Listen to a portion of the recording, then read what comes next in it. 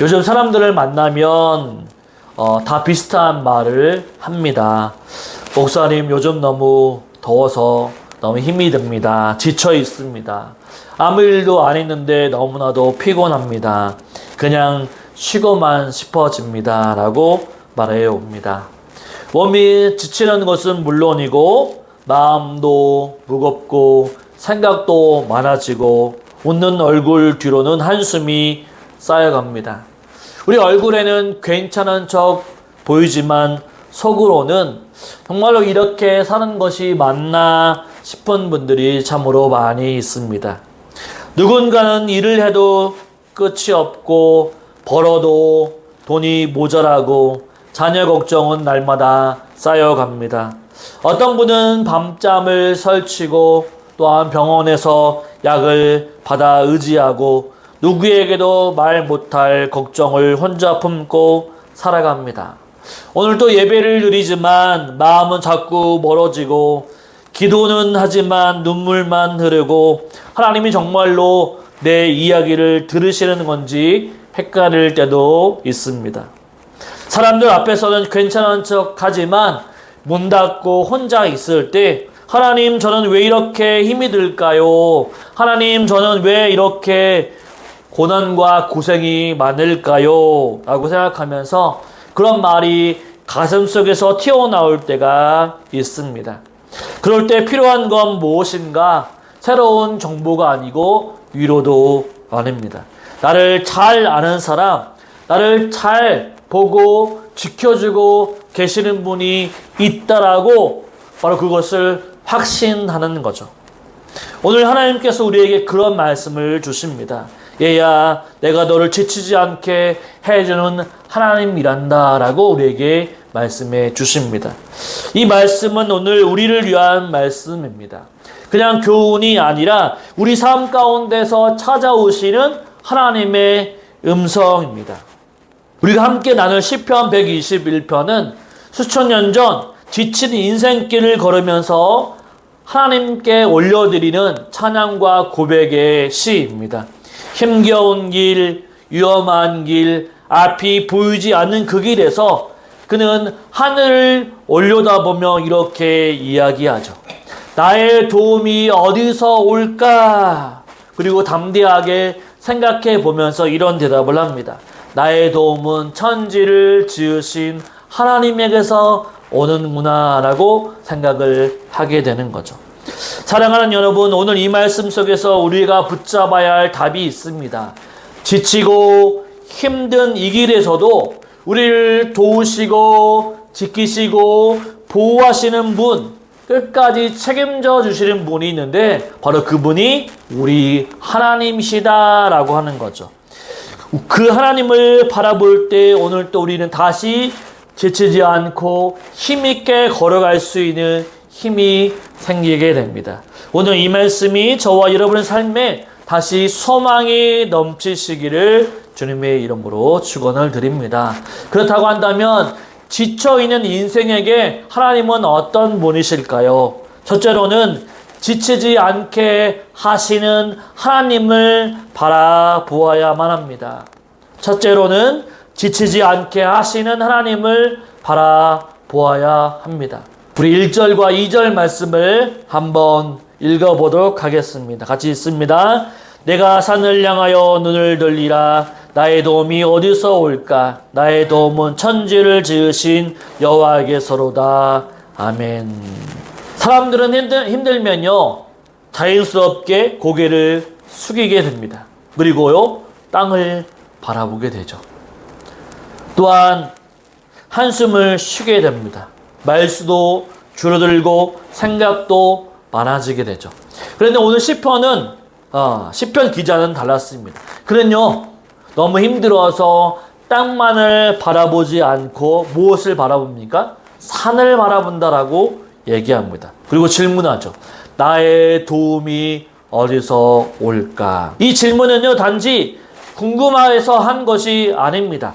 마음속에서 너무나 잘 알고 있지만 다시 한번 믿음을 다잡기 위해서 스스로에게 던지는 질문이죠.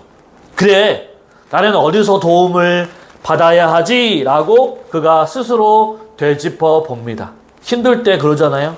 우리가 너무나도 힘들 때 나를 도와주는 사람이 누구일까? 나를 도와줄 수 있고 나를 위로해 줄 수 있고 나를 이끌어 줄 사람이 누구인가? 라고 자문해 본다면 바로 그것은 나의 도움은 언제 어디서나 천지를 지으신 하나님에게서 오는구나 라고 하는 것을 깨닫게 되는 거죠.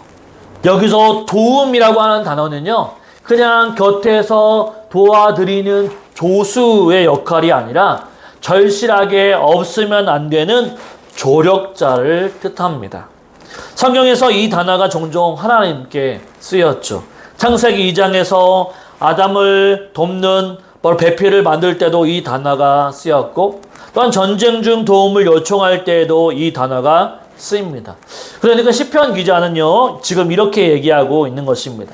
나는 진짜로 하나님 없이는 살 수가 없는 존재입니다.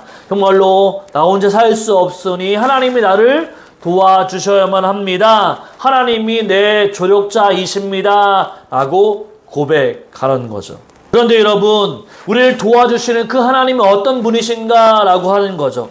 바로 그 하나님은 어떤 분이십니까? 시편 기자는요, 천지를 지으신 여호와라고 되어 있습니다.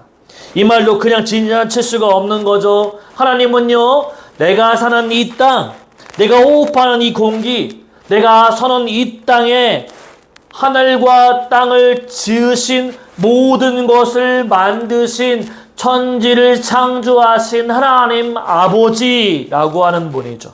바꿔 말하면요, 모든 것을 가능케 하신 분이시고 모든 것을 가지신 분이시고 모든 것을 이루실 수 있는 전능하신 하나님이시라고 하는 거죠. 그분이 나의 도움이 된다, 나를 도와주시는 조력자이시다라고 고백하고 있는 거죠. 그래서 시인은요, 땅과 이 세상을 바라보는 것이 아니라 바로 산을 바라본다고 고백하고 있는 거죠. 사람을 의지하지 아니하고 이 상황을 바라보지 아니하고 바로 하나님을 바라본다, 산을 바라본다라고 고백하고 있습니다. 여기서 우리가 깨달아야 할 것이 있습니다. 우리도 살아가다 보면요, 지치고 낙심할 때가 있습니다. 사람은요, 끊임없이 하루에도 몇 번씩 낙심하고 지치고 피곤해합니다. 사람에게 기대고 싶고 누군가 붙들어주면 좋겠고 눈에 보이는 해결책을 찾고 싶어합니다. 그러나 여러분, 사람이 내 기대가 될 수 없고 세상이 나를 지켜줄 수가 없습니다. 오직 참된 위로는요, 하나님으로부터 온다는 사실입니다. 하늘을 향한 시선, 하나님을 향한 우리의 마음이 바로 우리를 다시 살아날 수 있게 한다라고 하는 거죠. 하나님으로부터 오는 도움이야말로 우리의 영혼과 우리의 건강과 우리 모든 것을 책임져 주실 수 있다라고 하는 거죠. 성경에도요, 그런 사람이 있습니다. 하나님을 바라보는 사람만 있다고 하는 거죠. 히스기야 왕이라고 하는 왕이 있습니다. 이스라엘이 거의 멸망 직전에 있을 때 히스기야가 아수르가 예루살렘을 향하여 적진에서 돌아오고 침략했을 때 나라 전체가 두려움에 쌓여 있었습니다. 이 히스기야 왕이 할 수 있는 것은 어떤 것이었냐면, 제일 먼저 그가 무기를 들지 아니하고 대신 그는 전능하신 하나님 앞에 나아가 기도를 했죠. 이방인 아수르 왕이 서신을 들고 히스기야 왕에게 얘기를 합니다. 무엇이라고 얘기합니까? 당장 나에게 행복하지 않으면 내가 쳐들어와서 다 멸망하겠다라고 그 편지를 히스기야 왕이 받게 되죠. 히스기야 왕은요, 그 편지를 펼쳐놓고 하나님 앞에 기도합니다. 하나님, 우리를 도와주십시오. 하나님만이 우리의 소망입니다. 라고 기도합니다. 하나님은요, 그 기도에 응답하셨죠. 히스기야는요, 이 세상을 바라보는 것이 아니라, 지금의 환경을 바라보는 것이 아니라, 오직 산 위에 계시는 하나님, 우리의 도움자 되시는 하나님을 바라보고 그분께 모든 것을 맡기며 나아갔을 때 하나님이 그를 도우시고 이스라엘 백성들을 안전케 하셨다라고 하는 거죠. 오늘날 우리도 마찬가지입니다. 우리도 눈을 들어야만 합니다. 도움은 아래에 있지 않습니다. 눈앞에 현실에만 갇혀 있으면 우리는 금방 무너지게 되어 있습니다. 그러나 눈을 들어 하나님을 바라보면 그 순간부터 우리의 상황이 달라지기 시작합니다. 환경은 달라지지 않았지만 하나님의 도우심을 말미암아 우리의 시선이 바뀌고 우리의 마음이 바뀌고 결국 삶의 방향도 달라지기 시작한다라고 하는 거죠. 그래서 이사야 40장 26절은 이렇게 말씀해주고 있습니다. 같이 한번 읽어볼까요? 너희는 눈을 높이 들어 누가 이 모든 것을 창조하였나 보라. 주께서는 수요대로 만상을 이끌어내시고 그들의 모든 이름을 부르시나니 그의 권세가 크고 그의 능력이 강함으로 하나도 빠짐이 없느니라. 아멘. 이사야 선지자는요, 너희는 눈을 들어 누가 이것을 창조하였나 보라라고 얘기하고 있습니다. 눈을 들어 하늘을 바라보라고 얘기하고 있는 거죠. 그래서 이사야 40장 31절에서는 이렇게 말씀하죠. 같이 한번 더 읽어볼까요? 오직 여호와를 앙망하는 자는 새 힘을 얻으리니 독수리가 날개치며 올라감 같을 것이요 다람박질하여도 곤비하지 아니하겠고 걸어가도 피곤하지 아니하리로다. 아멘. 사랑하는 여러분, 성경의 위대한 인물들, 믿음의 사람들은요, 이 땅을 바라보지 않고 이 세상을 바라보지 않고 산을 바라보고 저 산 위에보다 높게 계신 하나님을 바라보며 나아갔다는 사실이죠.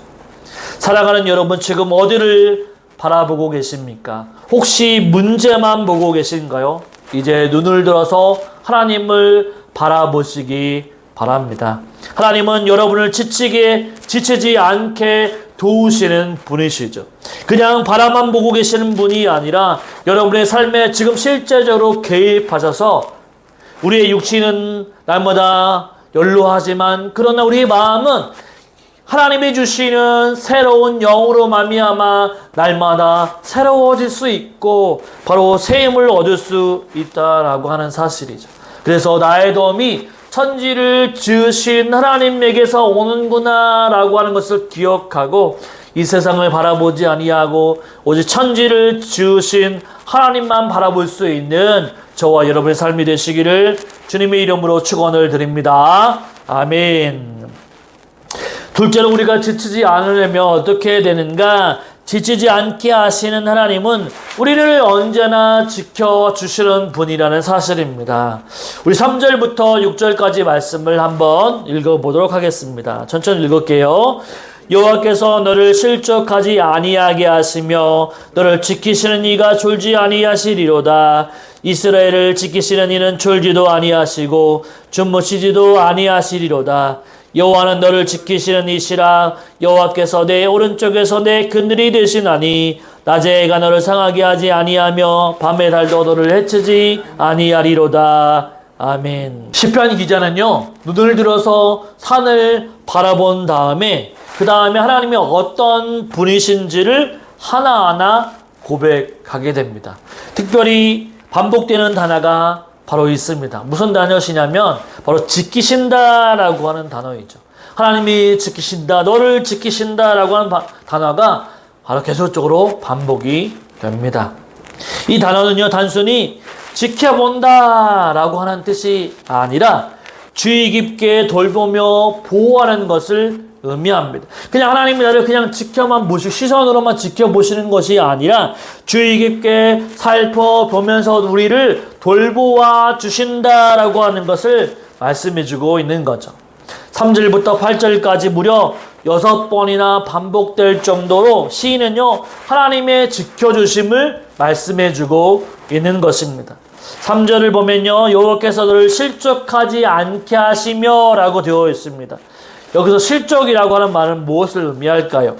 발을 헛디는 것, 넘어지는 것을 말씀합니다. 인생을 걷다 보면요, 우리의 인생이 종종 넘어질 때가 있습니다. 잘하려고 하는데 실수하고 믿으려고 했는데 의심이 생기고 버티려고 했는데 무너질 때가 있습니다. 그런데 하나님은요, 우리의 발걸음을 지켜주신다라고 약속하십니다. 넘어지지 않도록 잡아주신다라고 하는 거죠. 우리 인생 중에 어떤 사람은요, 잘못된 일을 가지고 되돌릴 수 없다고 생각해서 자기의 목숨을 스스로 끊는 사람도 있습니다. 그런 하나님을 믿는 영혼들은요, 하나님이 끝까지 책임져 주신다라고 하는 거죠. 다시 일어날 수 있는 믿음을 주신다라고 하는 거죠. 회복시켜 주신다라고 하는 것입니다. 그래서 이렇게 얘기하죠. 너를 지키시는 이가 졸지 아니하시리로다. 졸지도 아니하시고 주무시지도 아니하시리로다 라고 얘기합니다. 얼마나 감사한 말씀일까요? 우리는 금방 지칩니다. 조금만 피곤해도 눈이 감기고 어떤 날은 기도하려고 하다가도 잠이 들기도 합니다. 그런데 하나님은요, 절대 졸지도 아니하시고 주무시지도 아니하신다라고 얘기하고 있습니다. 단 1초도 나를 놓치지 아니하고 늘 깨어 나를 지켜 보호하고 계신다라고 시인은 고백하고 있는 거죠. 이 말씀을 읽으면 우리가 마치 한밤중에 어린아이, 우리가 손주들이 있잖아요. 그 손주들의 잠든 모습을 끝까지 지켜보는 부모의 모습이 떠오르게 됩니다. 아이는요, 아무것도 모른 채 잠을 자고 있지만 어떻습니까? 할머니, 할아버지, 부모님은요, 그 아이가 춥지 않은지, 아프지 않은지, 이불을 걷어차는지 계속 살펴보는 거죠. 마치 하나님이 그런 모습을 우리에게 보여주고 계시다라고 하는 거죠. 우리가 알지 못하는 시간에도, 우리가 잠든 그 시간에도 하나님은 늘 깨어 우리를 지켜 보호하고 계신다라고 하는 것입니다. 또한 5절은 이렇게 말씀하죠.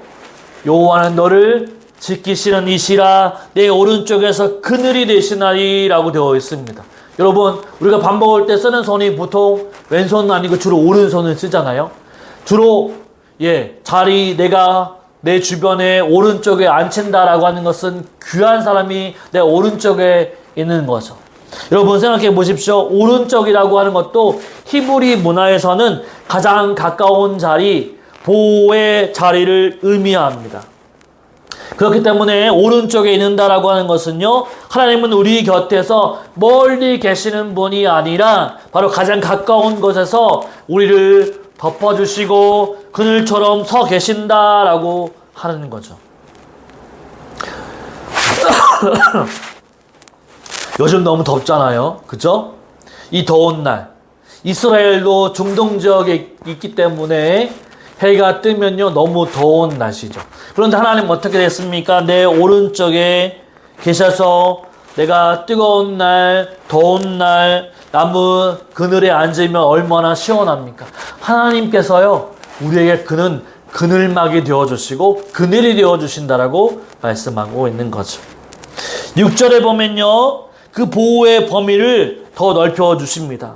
낮에 해가 너를 상하게 하지 아니하며 밤의 달도 너를 해치지 아니하리로다 라고 말씀하죠.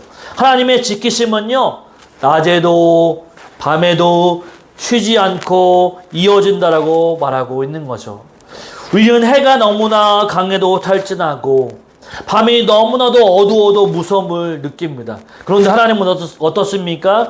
우리 삶의 모든 시간마다, 우리의 공간이 있는 곳마다 우리가 어디에 있든지 간에 하나님은 우리를 보호하시고 지켜주신다라고 성경은 얘기하고 있습니다. 이 말씀을 들으면 떠오르는 인물이 있습니다. 여러분, 다니엘이라고 하는 이 인물이 있죠.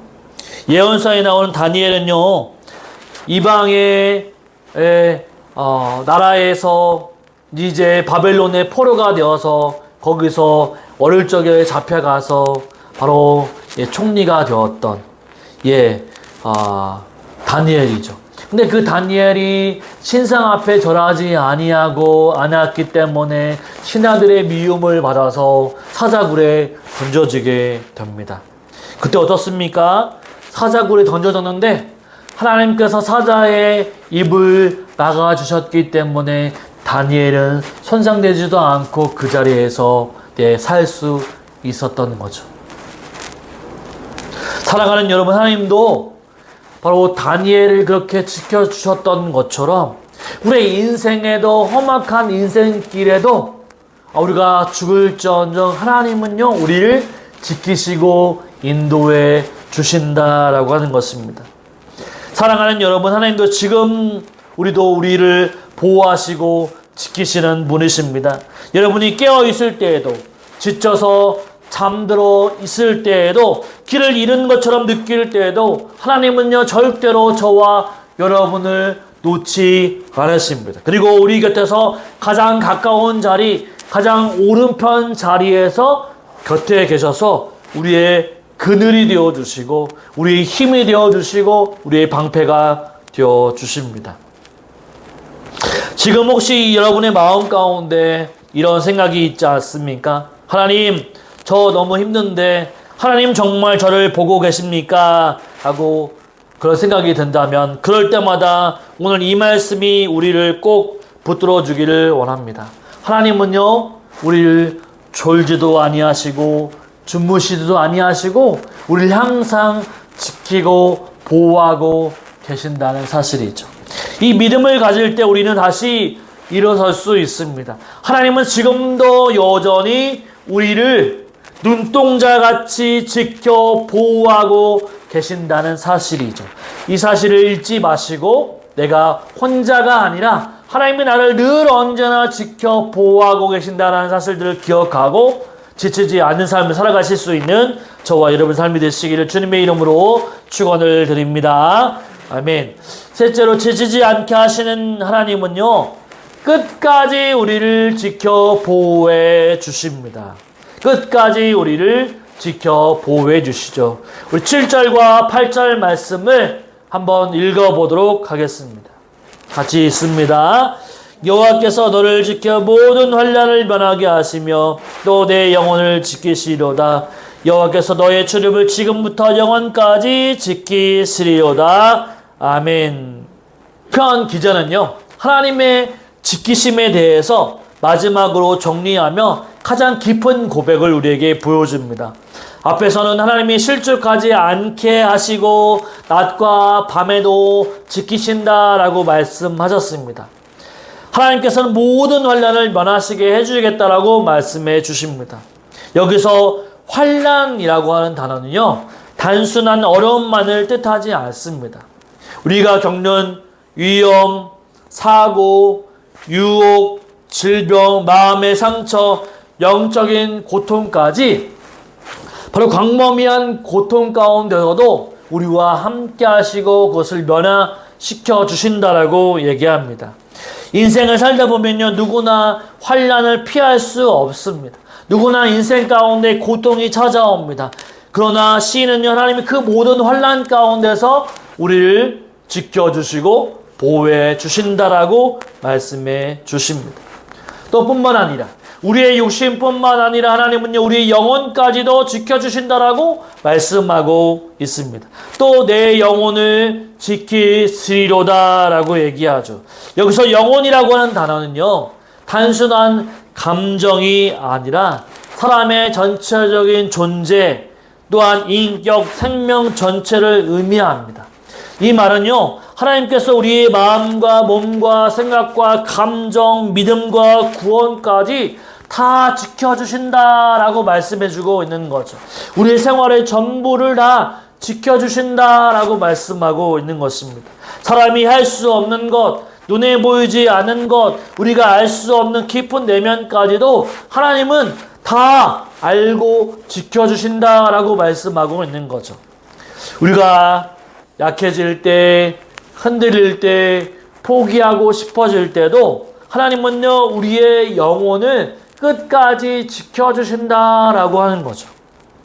8절에 보면요 이 시편의 절정을 이룬 말씀 중에서 여호와께서 너의 출입을 지금부터 영원까지 지켜주신다라고 말씀하고 있습니다. 여기서 출입이라고 하는 것은 무엇을 의미할까요? 바로 일상의 모든 활동을 의미합니다. 출근할 때나 퇴근할 때나 외출하고 돌아올 때나 병원에 갈 때나 또한 이 자리에 예배당에 올 때나 눈물의 자리에 있을 때 또한 웃음의 자리에 있을 때까지 바로 모두를 포함하고 있는 거죠. 즉 우리의 하루하루 순간순간을 하나님께서 다 지켜보시고 보호하신다라고 하는 것입니다. 그런데 그 지키심과 보호는요 어디까지인가? 오늘 하루까지, 오늘 하루만이 아니라 내일 하루만이 아니라 어떻습니까? 어제도 그렇고 오늘도 그렇고 아주 영원까지 하나님 우리를 지켜주신다라고 말씀해주고 있는 거죠. 여러분 생각해 보십시오. 우리가 잘 알고 있는 말씀 중에 요셉이라고 하는 인물이 떠오르게 됩니다. 요셉은요 형들에게 미움을 받아서 노예로 팔리고 억울한 누명을 쓰고 감옥에 갇히는 고난의 길을 겪었습니다. 그러나 그의 삶 가운데는 놀라운 말씀이 함께 있습니다. 바로 여호와께서 요셉과 함께 계심으로라고 하는 말씀이 있습니다. 그 말씀은요 요셉이 하나님을 잘 믿을 때에만 하나님이 함께 하셨다라고 말씀하지 않는 거죠. 바로 요셉이 어릴 때부터 요셉이 고난을 받고 또한 팔려가고 감옥에 갇히고 총리가 될 때까지 하나님이 요셉과 함께 계셨다라고 말씀하고 있는 거죠. 그의 미래와 영혼까지 끝까지 하나님은 함께 주셨다라고 말씀하고 있는 것입니다. 사랑하는 여러분, 우리도 인생을 살아가면서 참 많은 길을 걷습니다.